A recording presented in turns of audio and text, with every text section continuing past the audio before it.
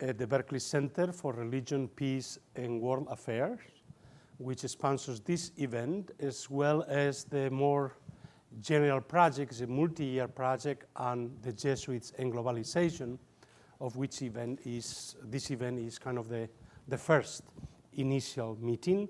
We had a meeting today, bringing experts on the history of the Jesuits and the Jesuit mission. And today we are going to have a discussion around this topic of the Jesuits, the early global mission, and interreligious encounter and dialogue, only a few decades after their foundation in 1540. The Jesuits had missions in South Asia, in Japan, in South America, in Paraguay, in Brazil, but also basically all over the world. So we want to reflect upon this early global mission and what it can teach us about the role of the Jesuits in process of globalization that had led us to the contemporary global age, and how these early global missions are related to our contemporary process of globalization. To discuss those issues, we have a prominent group of scholars. First, Father Jan O'Malley, a prominent historian, university professor at the Department of Theology here at Georgetown, the author of many, many books on the Jesuits, but also on early modern Europe. The first Jesuits, perhaps the definitive work on the foundation of the order and the first years, the development of the order, but also the editor of two important volumes on the Jesuits in science, culture, and the arts. Also a book on the Second Vatican Council, and also history of the popes, Trent and all that, and most recently, a history of the Council of Trent. He will give us a kind of a general overview of the early global mission.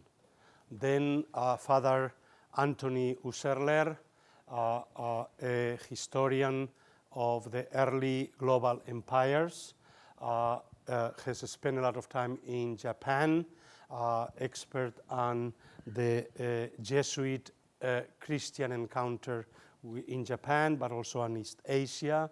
We'll be talking about precisely the the Jesuit encounter in Japan and in China.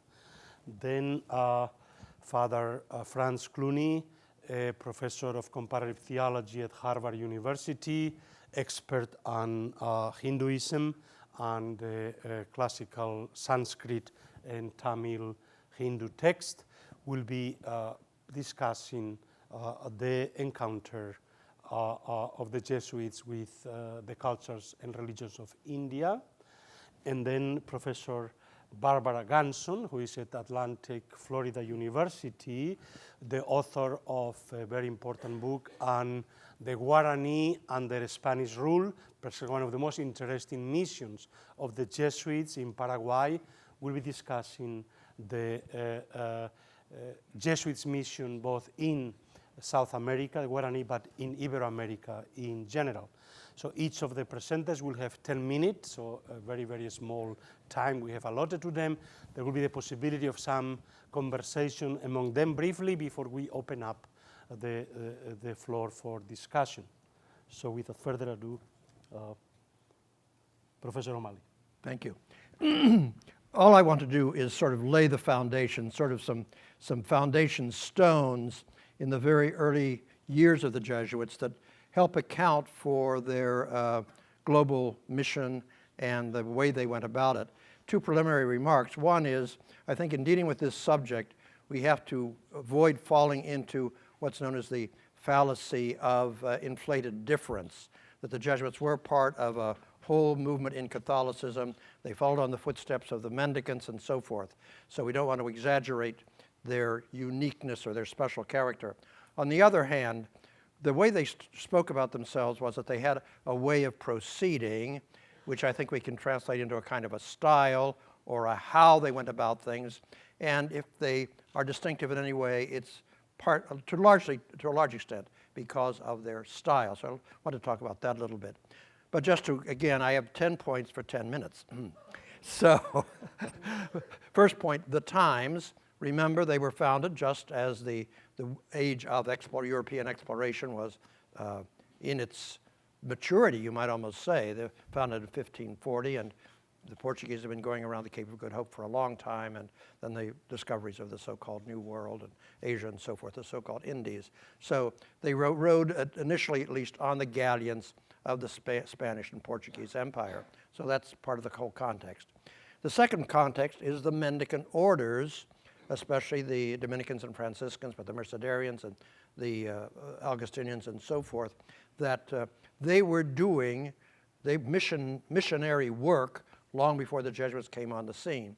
Indeed, my own interpretation of the Jesuit beginning, their first 7 or 8 years, was although they didn't think about themselves this way, they basically were kind of an updated version of the mendicants, but with certain special characteristics, but they were in that footpath. Then, after a point, they diverged, but I'll talk about that in a minute. Another basic point to remember about the first Jesuits. So the first 10 Jesuits, they were all had Master of Arts degrees from the University of Paris. This is an extremely important feature of their beginning. These Masters of Arts degrees were certainly not quite the equivalent of a contemporary PhD, but they come close. And to have a group, 10 men, with this kind of qualification is really very special. And for one thing this gave them, they had a very reflective way of going about what they were doing. And that's especially clear in the way they went about founding the order, that they sat together for 2 months off and on and created a formula, a plan of living.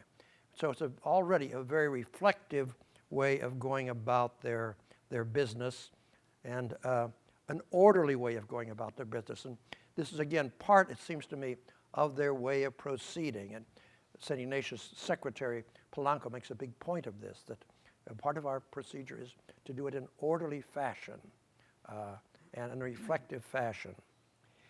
Then another thing to say about these 10 first companions were they were international from the beginning. They met in Paris, and none of them were French. They were Portuguese, Spaniards, or Savoyard. And they met in alien territory, you might say, for themselves.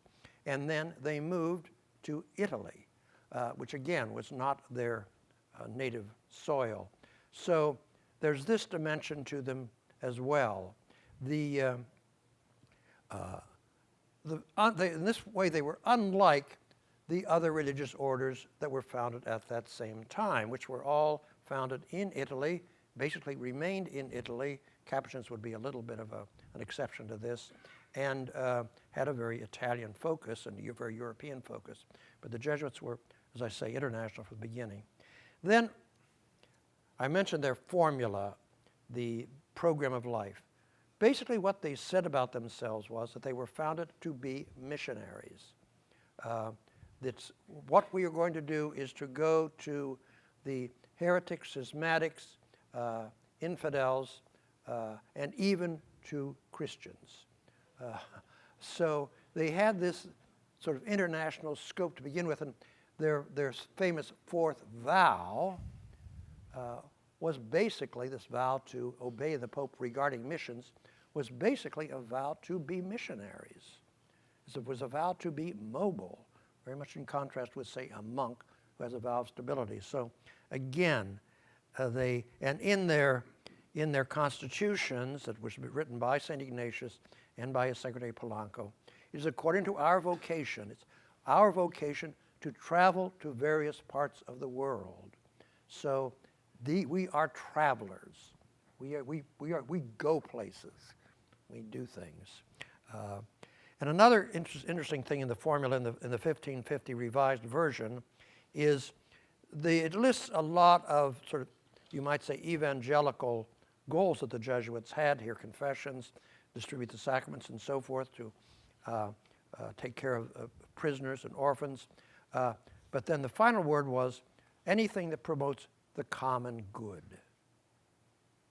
Now, other religious orders certainly were doing things about the common good, but it seems to me this is the first time that this is clearly articulated as part of what a religious order was all about. And so, then they had these documents. They had the spiritual exercises, which of course were written by a layman. Ignatius, when he was a layman, it was meant for everybody. It was not specifically meant for Jesuits, because there were no Jesuits when he basically wrote it.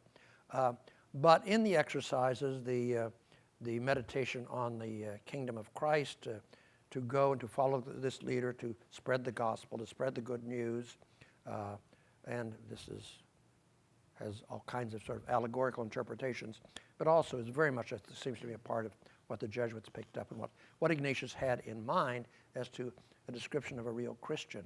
And then the constitutions themselves, very understudied, underrated document. It's a cluttered document, but extraordinarily important.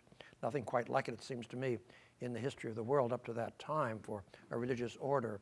But the ninth part is about the qualities of the general.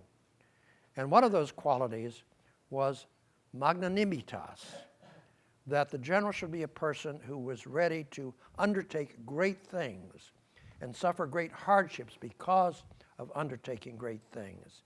And this is the sort of the ideal general. It's also the ideal Jesuit. It's a portrait of what the ideal Jesuit should be like. So this going out there and doing big things was there. Another thing they had in terms of organization was a strong central authority, unlike the mendicant orders. The mendicant orders were very much locally governed and energized. I remember visiting the Dominican convent in Salamanca, and in one of the chapter room, there was a plaque saying, in this chapter room, the first missionaries were elected to go to the New World. So it was a very local enterprise there. This was not so much the case with the Jesuits. And then, although the Ignatius put a lot of emphasis on obedience, they could not be micromanaged, and they never intended to be micromanaged. So there was a lot of room for local initiative, and Ignatius has often said about him in his letters that never in the history of a religious order were subjects told, well, here's something you should do, here's a way of going about it, unless you being there on the spot see something that would be better. So then finally, after a very short time, after 7 or 8 years, they went into the business of schools. And this was new for a religious order in the sense of taking on formal schooling as a ministry of the order for laymen. So for people who are going to be in the world. And the program of this education was basically the humanist program, that is to say, literature, poetry, history, drama, subjects that were not clerical. And this means that the Jesuits themselves had an education that was different from other clerics. And it was kind of a worldly, these were pagan authors, kind of at one foot into the world, and the central discipline was rhetoric, the art of persuasion, and in the basic principle of rhetoric, to be a good orator, to be a good persuader, you must be in touch with the feelings and aims and fears of the audience. So this kind of accommodating yourself to the audience is part of the rhetorical, and this was the Jesuits' central discipline, really. So this helped them in their attempt to reach out to other people. And finally, then along that same line, the impact of the other upon the Jesuits, that it was a two-way street, and one striking example of the two-way street is the schools, that the schools, they undertook this as a ministry, but the schools changed them and made them more worldly, gave them a different kind of education, and so forth.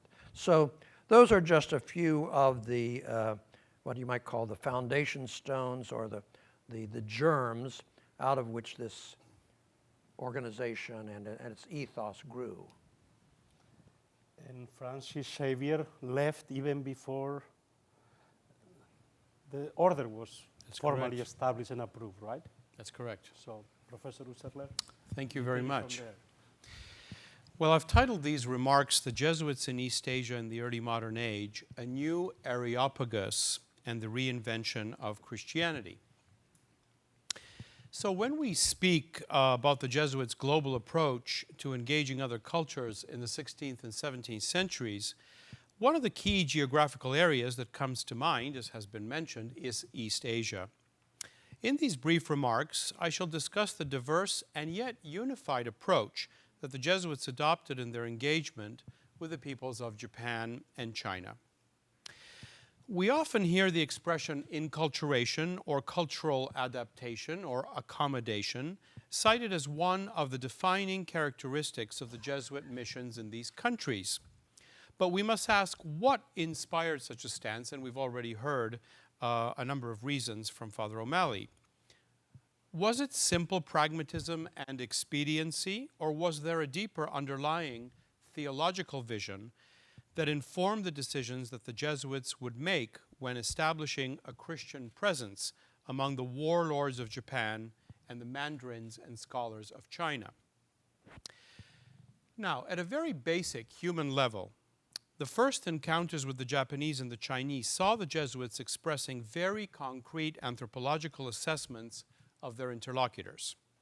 The discoveries of the Americas had initiated a debate in Europe about the existence of a shared human nature, or lack thereof, as the case may be with the Amerindians, and we think of the famous debate between Sepúlveda in 1550-1551 with Francisco de Vitoria in Salamanca.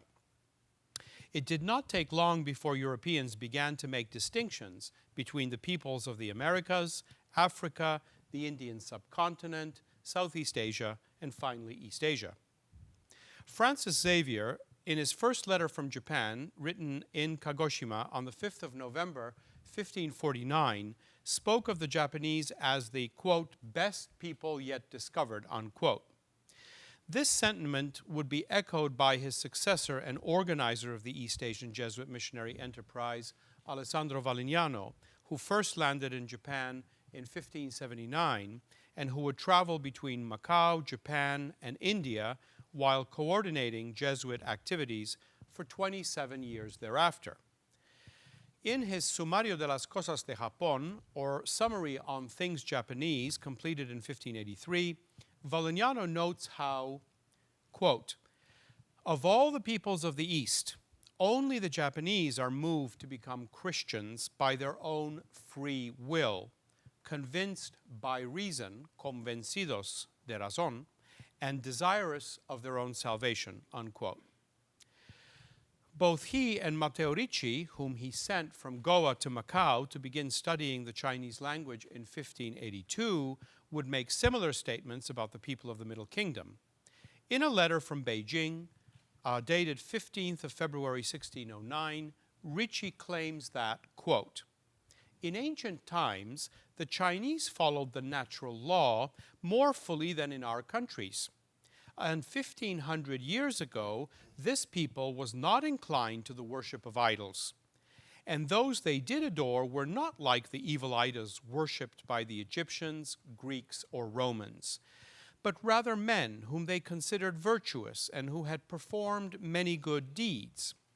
On the contrary, the books of the literati, which are the most ancient and authoritative among their writings, do not adore anything but heaven and earth and the Lord of both. And if we examine these books, we will find little therein against the light of reason, and much that is in conformity with it. And we can hope in divine mercy, and that many of their ancient sages were saved by their observance of the natural law, with the help that God would have given them on account of their natural goodness, unquote. These assessments had profound consequences on what the Jesuits chose to do next. If the Japanese and the Chinese could be compared to the ancient Greeks, Romans, and Egyptians, and if they were even better than them in some respects, then the theological horizon within which to build the Christian community in Asia came into a much clearer focus. One of the key contemplative tools of the spiritual exercises of Ignatius of Loyola is the compositio loci, or composition of place, namely the vivid reimagination of a biblical scene. To comprehend how they were to proceed, the Jesuits reimagined or placed themselves in three distinct scenes from the Acts of the Apostles. First, they looked upon Paul's debate with the Greeks at the Areopagus over the identity of the unknown God in their pantheon of different gods. Secondly, they beheld the scene at Pentecost where peoples gathered from different nations heard the apostles speaking to them in their own language. And thirdly, they reflected on the disagreement between Peter and Paul over the question of what the Gentiles had to do to become Christians. Paul, as we know, was adamant that they should not be expected to become culturally and ritually bound Jews. Abstaining from sexual immorality and offerings to idols became the only conditions the Gentiles had to observe. And this is what I like to call, in inverted commas, the Jerusalem Compromise. Now, in Asia, they encountered civilizations that they came to identify as the new Greeks and Romans of their time. And for their compositio loci, they chose to perform a grand experiment. Namely, they attempted to merge the Pauline scene of the Areopagus with the realities of Ming China and Warring States Japan. Thus, their memory and a reimagination of the primitive church of the first century became their new theological commonplace. But there was a fundamental difference with the primitive church of the first century. As Valignano put it very succinctly, quote, "The Lord does not come to the aid of the Japanese church with miracles, unlike in the primitive church. Thus, interior virtue must be accompanied by exterior forms of persuasion, wherein the bonzes of Japan excel," unquote. And as Paul had listened to and learned from his Gentile interlocutors, so too the Jesuits learned a great deal about cultural adaptation from their Japanese and Chinese interlocutors. They didn't just invent this idea by themselves. These interlocutors made it clear to them that they could achieve absolutely nothing if they did not respect the ancient civilizations of their East Asian hosts. Looking back to the Areopagus for inspiration, men like Matteo Ricci attempted to reinterpret the entire Confucian tradition in terms that rejected what he deemed the atheistic tendencies of Ming Neo-Confucianism, which is a school that started in the 13th century. In its place, he proposed to return to the wisdom of the sages of the Zhou dynasty, which goes back to the 2nd century before Christ. The 2nd millennium before Christ, when the Chinese had worshipped a transcendent and more personal force in the universe, which they referred to as Shangdi, or Lord on High.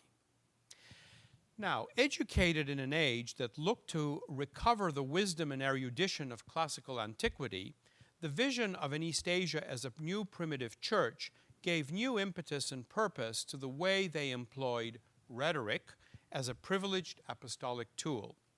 They needed to begin with a search for the right words, and this required them to engage in a serious study of the classical languages of Japan and China. For the Jesuits in East Asia, the proclamation of the gospel thereby became part of a process of reinventing the Christian message, whereby invention, we take its original Latin meaning as the discovery, inventio, of persuasive arguments with which, as Cicero had taught, the missionaries should 1. Move the hearts, 2. Instruct the minds, and 3. Delight the emotions of their Japanese and Chinese audiences. Thus, before one could begin to construct complex theological arguments, one needed to discover, in venire, the appropriate individual words to express that faith. But the search for such persuasive arguments was not simply an exercise in external eloquence. I would argue that the search for the right words with which to make the Christian kerygma comprehensible was a reenactment of the incarnation of that message. The ars benedicendi of ancient Rome had now to become once again the ars bene evangelizzandi. The underlying premise was that all humankind shared in a common nature, and that the natural law was where the seeds of God's grace could be found. This made it possible to proclaim the gospel anew in a way that was rooted in and based, at least in part, on traditions that were already a part of Chinese and Japanese history and culture. In this way, Christianitas, defined as a nexus of faith and culture in the Judeo and now Greek and Roman mold, was, in inverted commas, reinvented, and its cultural and mental borders were now extended to include and embrace East Asia. Thank you. Thank you very much. Now let's move to India. Thank you. I understand our task would be today to point out some distinguishing features, so I will not attempt to repeat things that have already been made by John and Anthony, but rather to move on from here. The first would be to say on the common ground that the Society of Jesus in India, particularly I'm thinking of the pre-suppression period, so the first 2 centuries or so of Jesuit presence in India, is very much a society in interaction with the society in East Asia, even the society in the Americas. You see the letters back and forth through Rome, the conduits going to the east and to the west. So a great kind of world conversation taking place in which one would not expect that the Jesuits in India would have an entirely unique experience. So I think that would be a starting point to understand that the continuity of the society and its charism, as John was pointing out, would be expected to work out in the Indian context as well. The society in India, likewise, again, in this earlier period, there are European Jesuits in India. A number of great figures stand out, and they stand for different kinds of expertise and different kinds of scholarship, beginning with Francis Xavier. So while Francis Xavier is often identified with Japan and the effort to go to China, his first experience in Asia was in India. And his first experience of meeting a sustained non-Christian culture was in India. He was not there long enough to engage in any deep study, and perhaps he was not inclined for that study in any case. But nonetheless, he did really find his encounter with the East to begin in the Indian context. Several generations after him, and very much in the spirit of Matteo Ricci, we have Roberto de Nobili from the first half of the 17th century, who, like some of the Jesuits in East Asia, but perhaps more intensely working on his own, attempted to truly fit into the culture of South India, to learn the languages, Tamil, the local language, Sanskrit, the classical language, to adapt himself to the culture, to dress like a Hindu holy man, to become part of the culture, strictly vegetarian, strictly following the norms of the ascetics of the culture, even in one of his letters saying, if only I could also change the color of my skin to fit in with the darker skinned people of South India, I would be entirely here. And wrote a number of very interesting treatises which have not yet been fully studied in the Indian context in Tamil, perhaps 10 or 12 books in Tamil that are still worth our study. After him, we have, at the end of the period, in the mid-18th century, Gaston Laurent Cordoue, one of the last Jesuits to be a serious scholar in India before the society left India at the time of the suppression. Cordoue was really an anthropologist, and as we see in other parts of the world, the Jesuit scholarship turning toward able, adept, attentive description of the culture, not simply the religion, and not even simply for the sake of apology or conversion, but rather what are the marriage customs? What are the funeral customs? What are the languages? What are the meals? How do these people live out their lives? Where do they live? The geographical descriptions. And when many a modern scholar looks back to the beginnings of the modern Indological study of India, Cordoue is one of the figures who is mentioned. the well-known 19th century figure Abbé Dubois, a figure who was not a Jesuit, who wrote his book on the customs of the Indians, borrowed most of that book from Cordo's work. And there's a great sense of this kind of anthropological scholarship. And then on a quite different level, Constantine Beskey, at the end of the 17th century, a great literary scholar who learned beautiful Tamil, classical language, who wrote an epic account of the life of Saint Joseph in Tamil, and honored as one of the founders of modern Indian Tamil style of poetry, writing that could be published. Even that such in the 1960s, when the Tamil government was putting up in Madras by the beach statues of great figures in South Indian literary history. One of them is of Beskey, a remarkable tribute. So we have a range of figures like this who make a great impression in the South Indian context, and I think deserve a great deal more study.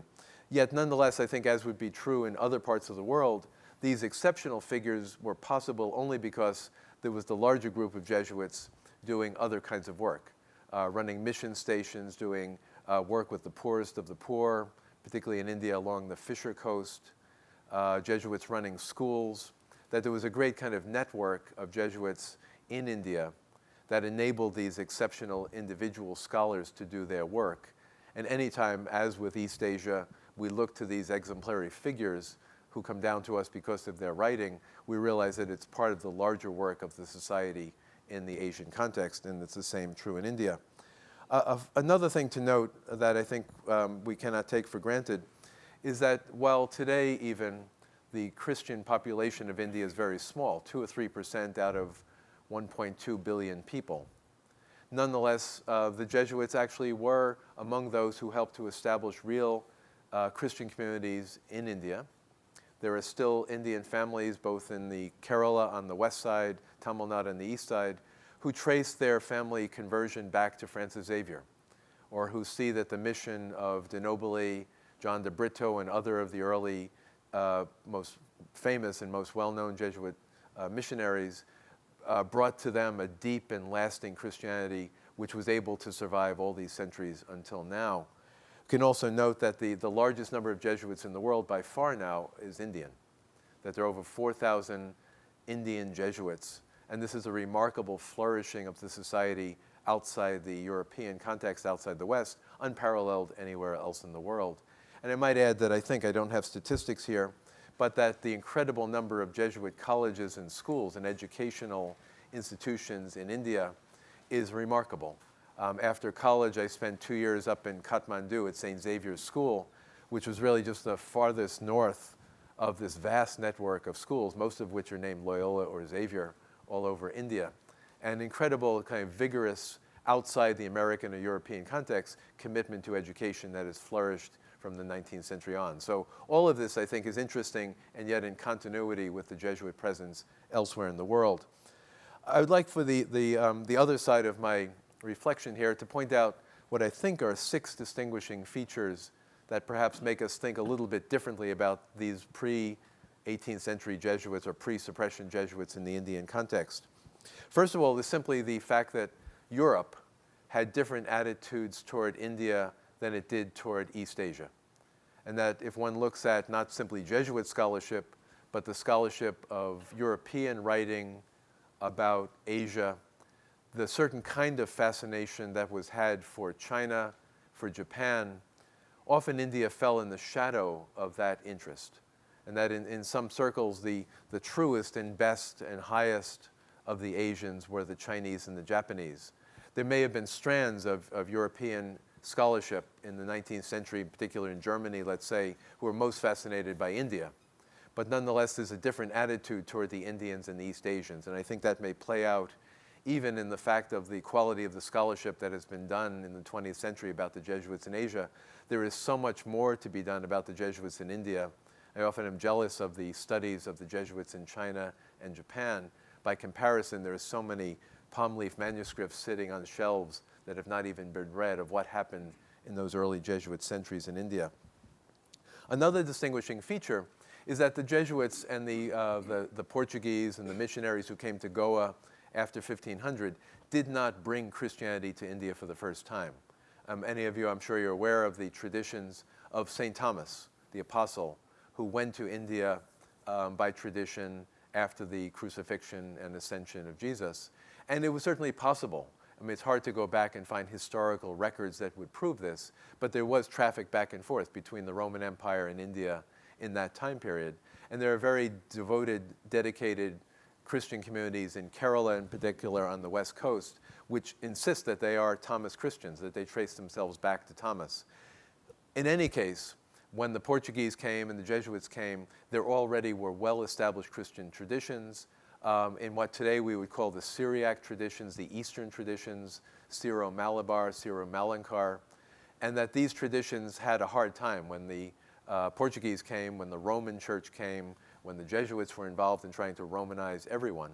And this different dynamic of bringing the mission of the gospel to India and finding that there are already Christian communities well established changed the dynamic. I think ever since then there's been a sense of the struggle to say, well, what does it mean to be an Indian Christian? And whatever we talk about with the heritage back to Francis Xavier, there's also the heritage back to Thomas the Apostle. And that, I think, is part of the story that needs to be remembered. Is also the sense that there's an ideal, which probably was rarely in Christian history lived out, of converting the emperor, converting the king, and then everyone else below would also become Christian, so Constantine, or going to the Chinese court and hoping to win over the emperor. There are instances of this in the Indian context, like the Mughal Emperor Akbar, and the Jesuits and others in the court trying to persuade him to take Christianity seriously. And there was the mission. It never led to any substantial return. But more typical were the fact that there was no centralized government for India, no centralized ruler or hierarchy of rulers. There were many maharajas, local kings, that the Jesuits had to deal with in different places, and often had to deal much more with local power structures, local family structures, caste structures, clan structures within villages and neighborhoods, where in fact one had to deal with the village headmen, the village leaders, rather than looking up in a political hierarchy. And even as rulers changed in India, Muslim rulers, Hindus rulers of various sorts, it was often those enduring clan structures, family structures that mattered most, which meant on the negative side, and there surely are parallels in other parts of the world, the Jesuit engagement and encounter with the caste system. And that this is a feature that is still an issue today for Christians, Catholics, Jesuits in India, caste identity, being of a caste, being Christian, being Indian, all of these things interconnected. But the kind of trade-off between wanting to be persuasive in the culture by living according to the norms of caste so as to gain a hearing, and then being implicated in structures that are often considered to be unjust. I think this fact of caste, particularly when there was no overarching political system with an emperor on top or a ruler on top, often said the power was dissipated among these many different forces that the Jesuits had to constantly be negotiating. There's also the fact, number 4 of my 6 points, that the Jesuits in India were in a sense meeting a more familiar set of religious traditions, which may sound odd when one thinks of the kind of Hinduism they must have encountered, the temples, the deities from Kali to Krishna, the traditions, the fire sacrifices, and so on. But nonetheless, because of the common Indo-European roots of Roman and Greek religion and the Sanskrit traditions of India, there were parallel mythology, parallel social structures, parallel words in different languages. One can find between Sanskrit, Latin, and Greek common terminology once you begin to understand the linguistic frame, that this was not an entirely different kind of religious structure. And in one of the struggling things that the Jesuits had to deal with was great devotions to personal deities, and that the deities they met in India were not an entirely different conception of ultimate reality, but personal, loving, gracious deities that they had to negotiate what the difference is between the personal, loving Christian deity as compared to Krishna, Rama, Shri, Lakshmi, and so on. That this changed the dynamic, that sometimes the similarities could be more challenges than radical difference.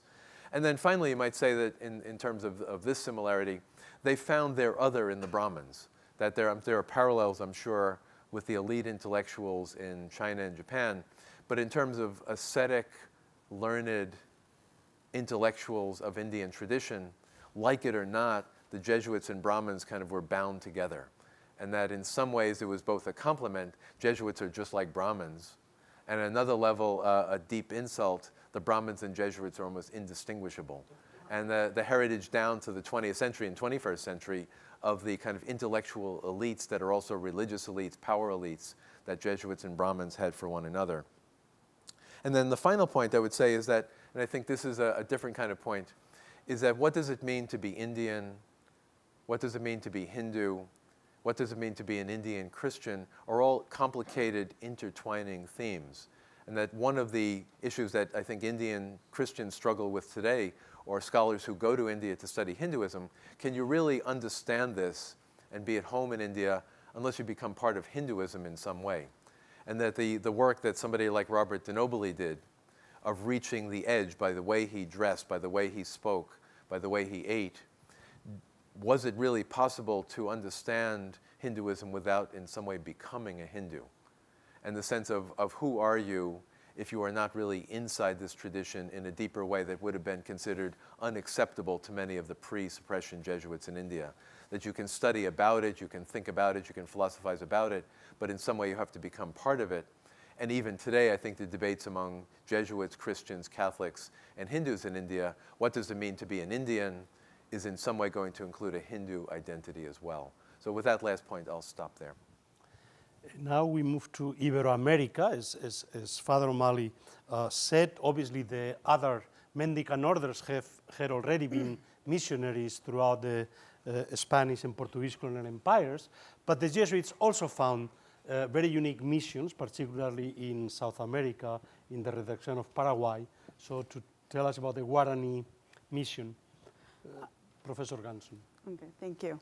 Well, it's a real pleasure to be here. And one of the questions that I had when I was doing my research on the Guarani Jesuit missions, which are the most celebrated missions in the New World, was what kind of historical memories do the peoples have of the Jesuits today?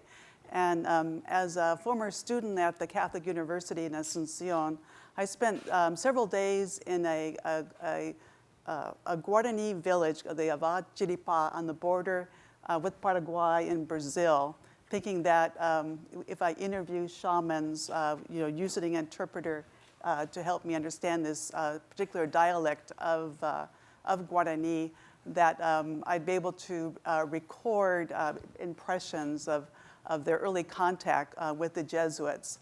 But after several days of being there and listening to their stories, I learned that they really had no recollections of Jesuits at all. And there was probably one group that had left, had some contact, but then fled further into the jungles of South America.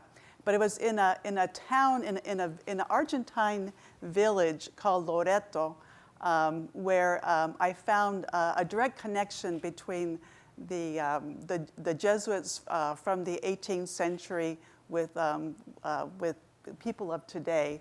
And Loreto is a village where people still often ride on horseback. And there was one Argentine there. His name was Pedro Chapay, and the last name Chapay is a Guarani name, and and he actually worked for the local city town of Loreto. But if you go to the 18th century censuses of Corpus Christi, one of the missions in Argentina, that the name Chapay shows up. And his distant ancestor was also a member, like a secretary of the Cabildo, or local town council. And it was only in this town that I could find a direct connection between the Guarani, the very famous Guarani missions of Paraguay among the Jesuits with the people of today. And interestingly, his mother had original Baroque artwork still in their house, and during the religious processions, they bring those out to parade through the streets. And so it's interesting that I could find that connection, not among the Guarani, but among Creole population. many of whom have left the small town. And the town itself was founded during the chaos of the Wars of Independence. And it looked like a small Jesuit mission. And what fascinated me was that the Jesuits brought to the indigenous peoples new concepts of urbanism, science. One thing that the Jesuits did was they were able to germinate yerba mate, which was like the main product of actually it was like used as currency, but widely consumed throughout southern South America, as far as places as distant as Chile and Peru, which became very popular during the colonial period. But was the most unique characteristic of the Guarani Jesuit missions is that the Guarani were armed by the Jesuits, and in as early as 1637, Father Antonio de Montoya traveled to Spain to ask for royal permission to form militias, and together the Jesuits and the Guarani were able to put an end to Indian slavery in 1642, and once that confrontation of having undergone Indian slavery, for several decades, during which as many as 60,000 Guarani had been carried off from Paraguay to Brazil, the Guarani Jesuit missions were able to prosper. And the Jesuits came again, of course, to convert the Guarani, but they built mission schools. If you wanted to study music in the Rio La Plata, you actually had to travel from Buenos Aires up to the missions themselves, because the Jesuits had introduced a whole repertoire of new musical instruments to the Guarani, including the musical harp, which is widely played today. And they brought new concepts of astronomy and other science. And the other unique aspect is they taught the Guarani how to read and write in their native language using a Latin or Roman alphabet. And during the crisis of the 1750s, the Guarani wrote letters of protest before they took up arms against the Spanish and Portuguese following the signing of the treaty. And the Jesuits gave the Guarani a sense of empowerment, which they utilized to defend their interests, but sadly, they were not successful in that rebellion. But their practice of letter writing went far beyond the period of the Jesuits into the late 18th century and early 19th century. And it's a fascinating world for us as historians to understand their adaptation. And I'll stop right there.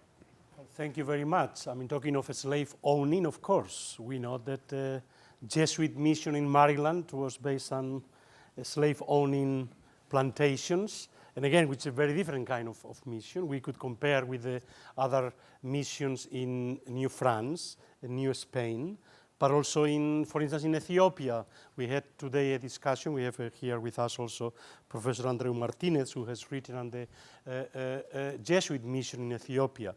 So it's the interesting thing is both the global character of the mission and yet the diversity of the encounters and the way in which the Jesuits understood their global mission in very, very concrete, different ways in different contexts.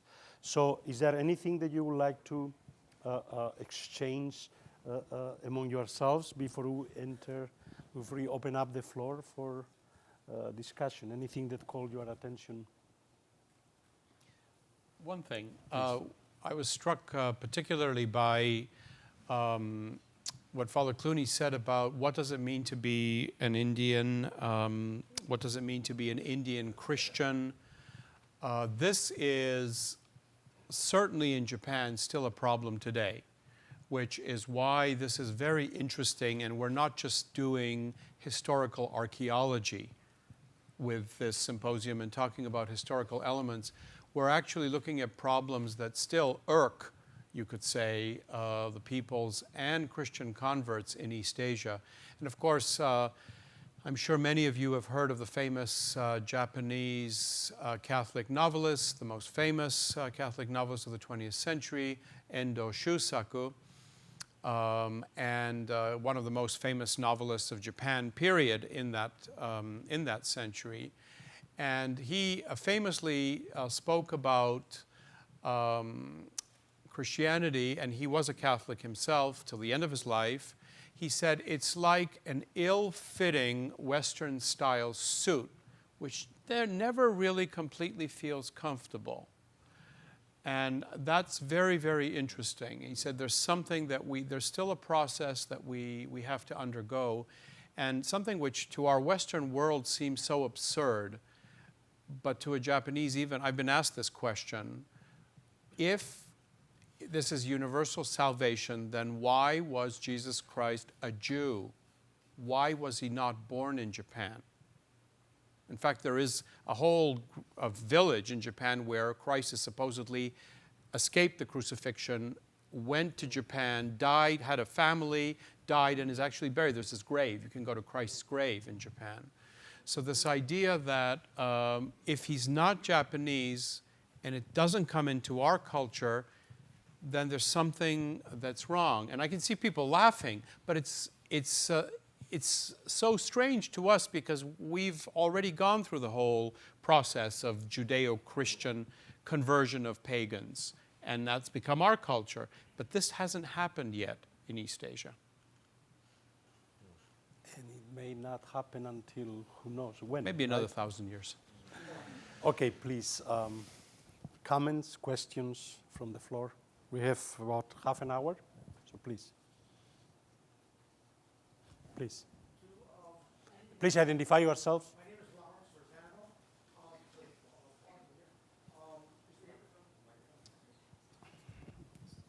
In India, the Jesuit universities, you don't have to be a Jesuit, a Catholic to go to them, right? Right. And just generally, how much is the percentage of like Hindus would go to the Catholic university the Jesuits run? I mean, I can easily stand to be corrected on this, but I would say almost any Jesuit college I've been to in India or secondary school, including the one I taught at in Kathmandu, it would be 90% or more Hindu or Muslim in some cases. That there may be some reservation for maybe the Nepal case was exaggerated because there were fewer Christians there. But certainly I would say almost all the schools, a majority would be not Christian. That's my estimate, and somebody could correct me on that, but I think that's the case. So the idea was education for everyone. Tell us about Sophia, the proportion of Catholics, students and faculty at Sophia. Well, students, I'd say probably we're looking at 97% non-Christian.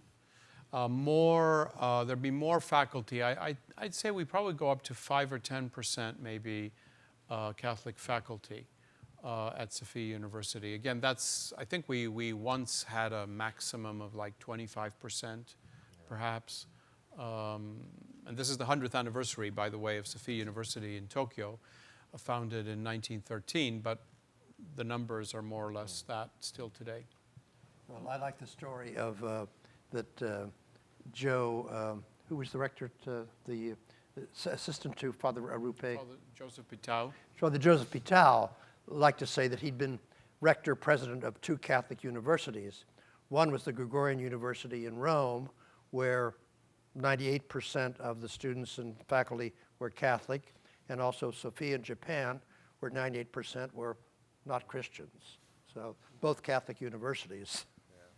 But well, I assume that Georgetown College originally was also not thought as a college for Catholics, right?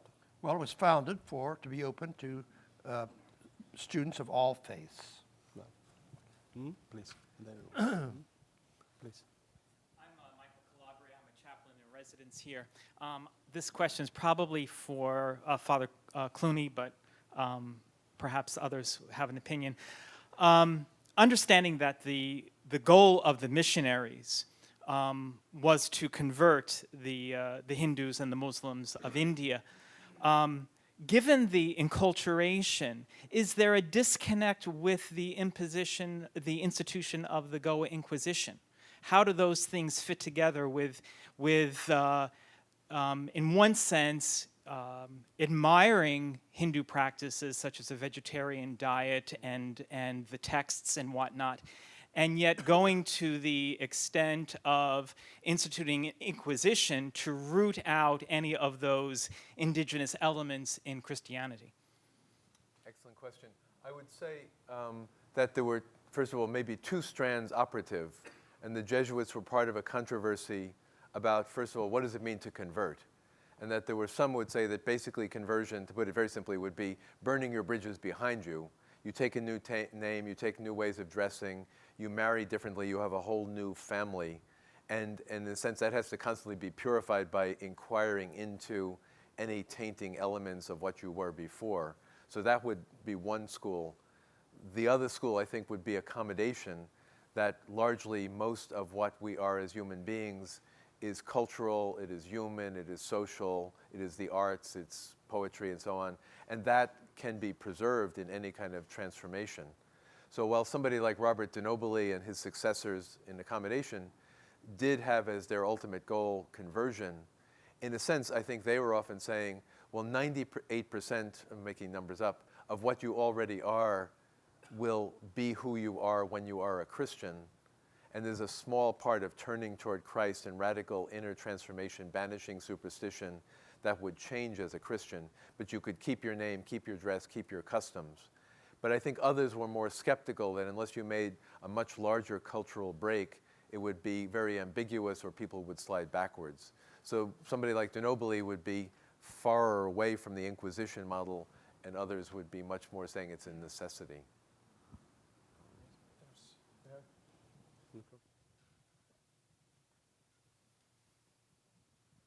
Werner Hein, a lawyer, also again on Japan and India. Has there been in modern times now, probably now last 10 years or so, any outcome control, so to speak, being established that might either measure or at least follow up on what the Jesuit education in those countries have produced? I assume that they are mostly the elites of the country, and have they maybe pursued more social policies, more in line, let's say, with the Christian beliefs? That's one. And then a sub-question, to what extent is the association, so to speak, educating the elites and the association with the elites hindering a kind of fulfilling the missionary job in the lower level on the social scale? Go ahead. I would say first, and certainly others are also expert on these things, or are expert more than me, that I think in the Indian context there would be, first of all, similar struggles as in the West, that when you set up a very good educational institution, it often becomes an elite institution. It's more expensive, more selective, and ends up with a certain part of the population is that part of the population which is drawn to it. But my sense is that even traditionally, although, and I'd have to go doing record like 19th century Jesuit colleges in Trichy and so on, that in more modern times, there's always a sense of social obligation as well.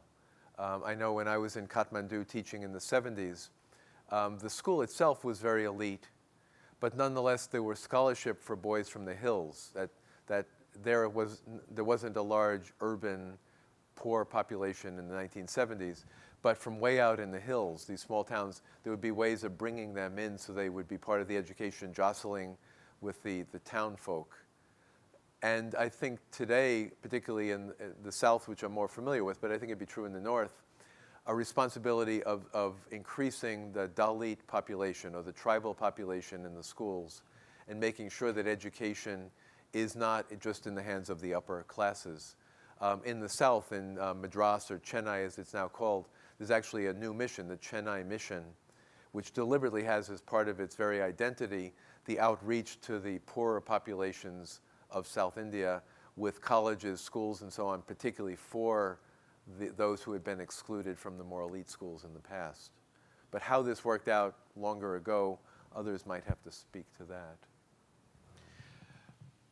Well, I only know India from having heard about it, but I think the situation in Japan is quite different. Also, the socioeconomic situation is different.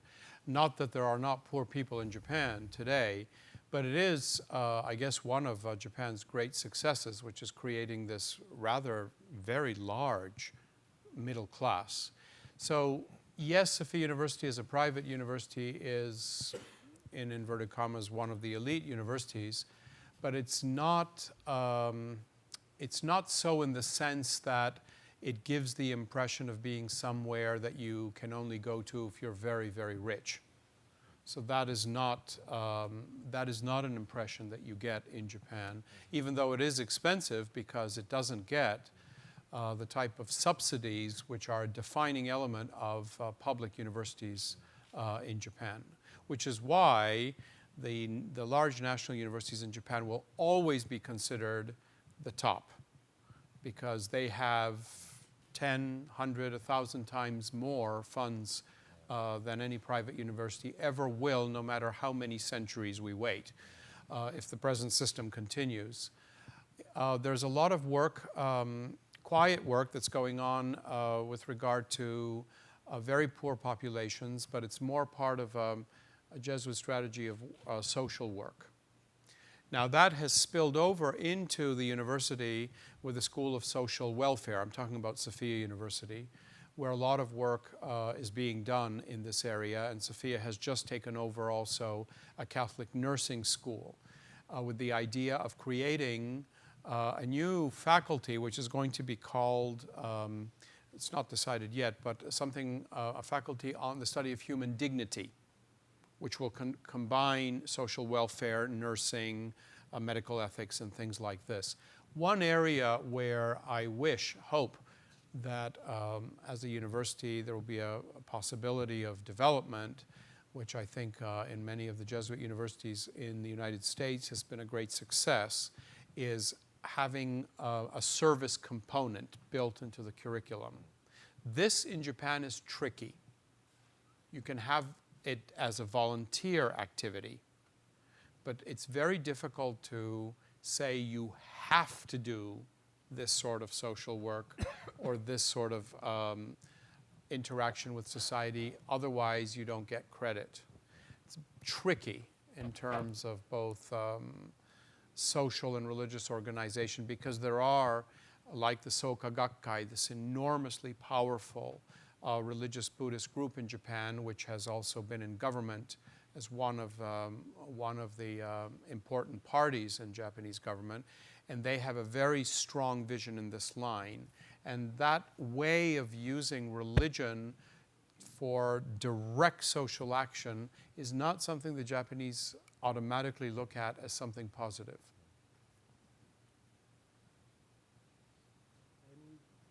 Please. John Garrity. During this time, we take it that the Jesuits were following on the Portuguese and the Spanish explorers and using their bases as jumping off points in these countries or in the region.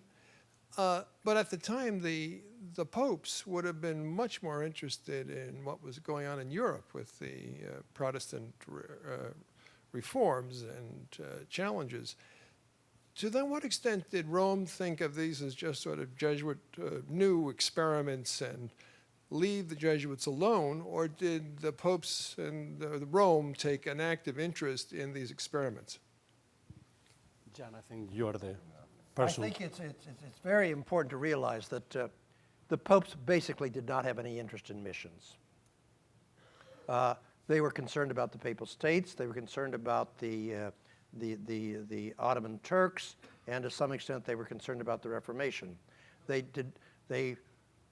In general, they were in favor of the evangelization that was going on, but this was basically the job of the King of Spain, the King of Portugal, and the religious orders.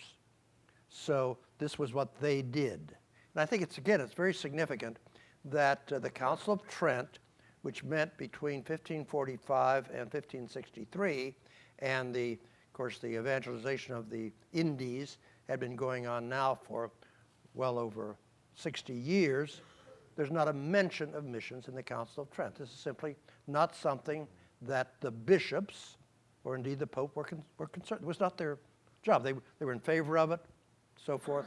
So, as Sabina Pavoni has shown, we talked about this morning, it was not until 1622 that the Congregation for the Propagation of the Faith was created, and at that point, the Holy See began to take a more active interest. Of course, it was building up that time, but so it was the religious orders, not just the Jesuits, the religious orders had pretty much a free hand.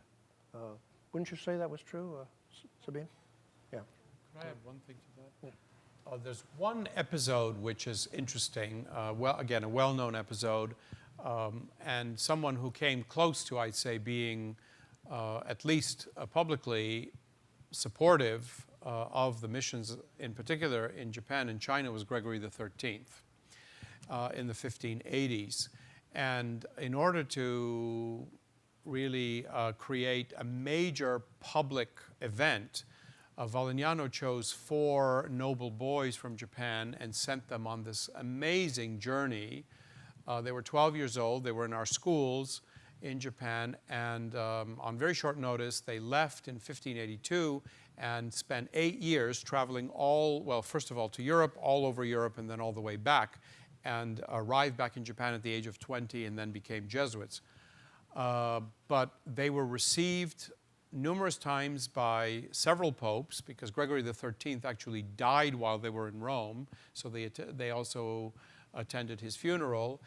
And then their procession through the gate at the Piazza del Popolo for official delegations is actually painted as a fresco in the Vatican, showing the whole procession.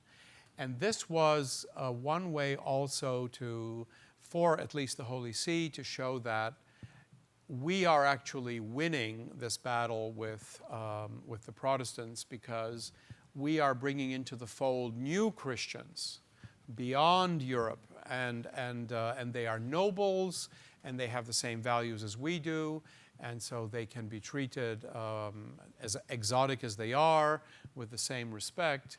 And it was also used for certain propaganda.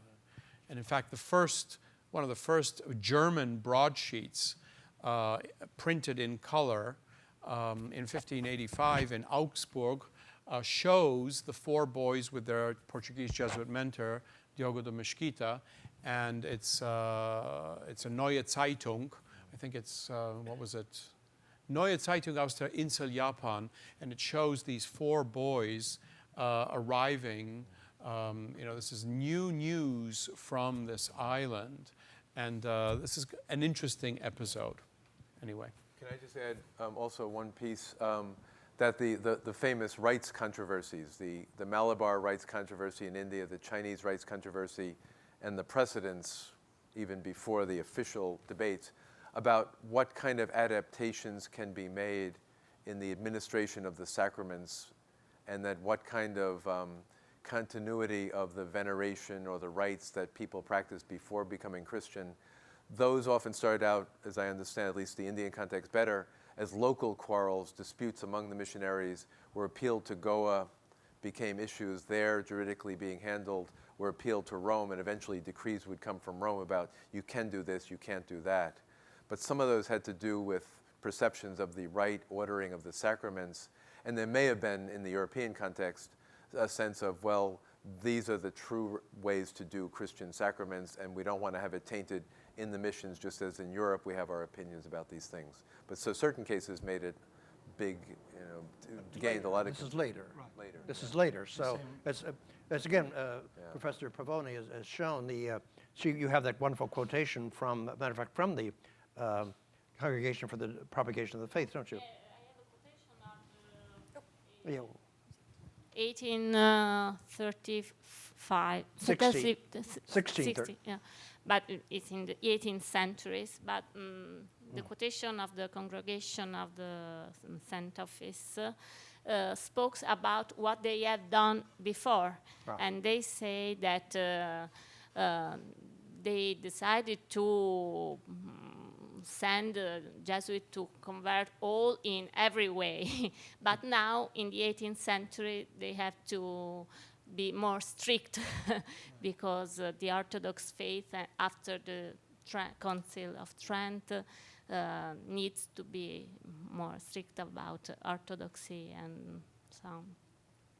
I have a quotation as well from the Propaganda Fide of 1659 that says, just when the rights controversy is really heating up, quote, "What could be more absurd than to bring France, Spain, Italy, or any other European country over to China? It is not your country, but the faith you must bring, that faith which does not reject or belittle the rights or customs of any nation, as long as these rights are not evil, but rather desires that they be preserved in their integrity and fostered." And of course, within 50 years, that's going to be contradicted. In the 18th century, they will be condemned, say 1704 and 1715. But they did actually say that. And of course, there are many more parallels between the missions, the counter-reformation missions in Europe and the rural missions. And then in the 17th century, throughout Iberoamerica, there is a lot of then forms of mission which are done in Europe, also in the East, let's say in Poland, in Ukraine, and also missions in, let's say, in Peru. Once the population has become formally Christian, but there has to be constantly indoctrination and campaigns against idolatry. So there is a process, a dynamic process that lasts for, let's say, well over 100 years, which has similarities with the rural missions, the counter-reformation missions in Europe. But one thing I wanted to mention, that indigenous peoples became exempt from the Inquisition after 1562. And so with time, by the I would say, there's, even though there were campaigns about, against idolatry, there was a certain amount of tolerance of like medicine men and shamans, despite the early confrontations. Well, more in the Guaranis than in elsewhere. the Peru. But then elsewhere. It's different contexts, Spain. different places. Right. And also, in terms of education, the Jesuits taught male children, both members of the Indian nobility, but also commoners. Literacy is a very complex subject to study, but there were numbers of Guarani caciques and members of the Indian councils that could not sign their names on letters that others had to sign for them. And then there's evidence of some indigenous having fled the mission, but still being able to write letters to one another. So it wasn't a question of nobility at all, who learned to read and write. So it varies. Yes, please. Hello, I'm Leo Lefebvre from Georgetown. I have another question on India. Last year I was in northern part of Maharashtra and visited the Jesuit school at Talasari. And this is a network of schools among the tribal or Adivasis in the Mawarli tribe. I met the Jesuit for the first time. It translated the Gospels into the language there. So this is all kind of in action right now, and a lot of the students in the schools are the first in history of their families to be taught to read and write. But my sense is it's a very, very different world from the Hindu-dominant cultures in India. Could you say a bit about the dynamics, both of evangelization and enculturization for the Adivasi in India? I don't have a lot of firsthand knowledge, but I can say something, and maybe others can add, is that you might say there are three constituencies for education in schools in India, not just Jesuit. But the one would be the casted peoples. And I won't talk about Islam because I'm less sure about that. But the casted group, including the middle class. We refer to the middle class in Japan. In India, you have 300 or 400 million people in the middle class. So a lot of people are there and educated. So there's that group. A second group would be deliberate outreach to what had been called the untouchable, so the low caste, the Dalit, who would be sort of off the bottom by this traditional standard, and reaching out to them and making sure that there's education available. A third group would be the tribals, groups that were sometimes never perceived of themselves as Hindu anyway, Assam, Manipur, and so on. A great outreach to those tribal communities. There are certain analogies you might draw with Native Americans, but it's mostly inexact. That outreach to those communities needs to be done differently than to Dalit communities, which are more intimately, for better or worse, connected with Hinduism, and then to the vast Hindu middle class. 3 different constituencies, schools reaching in different directions. The major Jesuit colleges and so on tend to cater to the upper reaches of that middle class, I think. But there have been and there are these efforts to reach out to the tribals, which are very exciting, I think. And of course, the new dynamic today is the competition, you could say, between the more established Catholic